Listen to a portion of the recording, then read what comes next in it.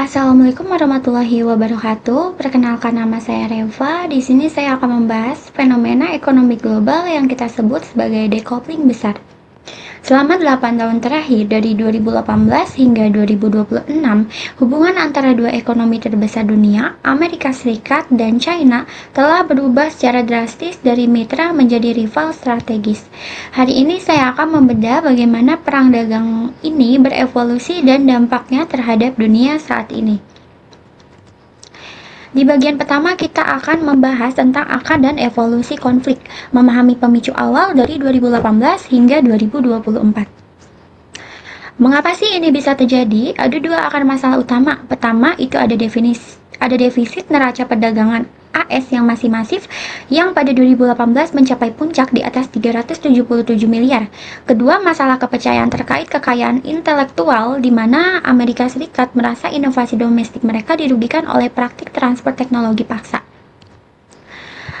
Di poin kedua, ada pergeseran logistik. Akibatnya, terjadi pergeseran paradigma. Kita tidak lagi melihat ketergantungan penuh, melainkan decoupling strategis. Perusahaan mulai merubah rute logistik mereka ke negara ketiga, seperti Meksiko atau Vietnam, hanya untuk menghindari tarif yang semakin tinggi.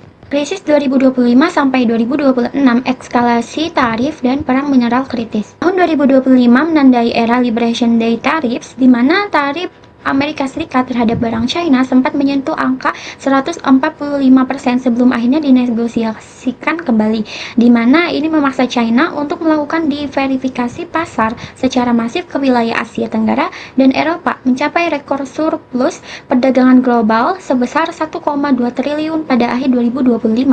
Revolusi hukum 2026 yang pertama itu, putusan Mahkamah Agung menolak penggunaan AEEPA untuk tarif darurat, memaksa pemerintah Amerika Serikat melakukan pengembalian dana tarif 2025. Section 122, implementasi pajak tambahan global 10% sebagai jembatan kebijakan baru per Februari 2026. Fokus barunya mengganti taktik dari tarif ekstrim ke surcharge yang lebih merata untuk memproteksi industri manufaktur Amerika Serikat. Senjata baru mineral kritis.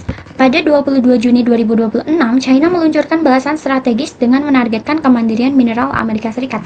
Yang pertama itu ada blacklist entitas, MP Materials, dan USA Rare Earth. Dilarang menerima input asal China. Lalu ada dominasi permunian. China masih mengendalikan 85% permunian rare earth dunia, menciptakan choke point bagi industri pertengahan Amerika Serikat. Dampak industri itu pasokan yttrium turun 95%, mengancam produksi mesin jet dan turbin angin global. Selanjutnya ada front teknologi dan AI. Yang pertama ada semikonduktor atau kontrol ekspor chip AI tingkat lanjut untuk menghambat kemampuan komputasi militer China. Lalu ada NIF dan baterai. Ekspor kendaraan energi baru China melonjak 50%, memicu tarif balasan otomotif dari Amerika Serikat 25%. Cyber security, persaingan kendali atas kabel bawah laut sebagai infrastruktur digital vital masa depan. Kinerja perdagangan proyeksi 2026, China trade surplus 1,2 triliun, US China defisit 202 miliar.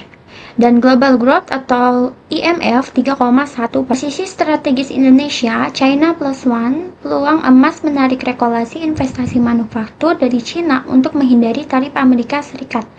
Resiliensi bahan baku, ketergantungan pada input China elektronik memerlukan diverifikasi sumber segera.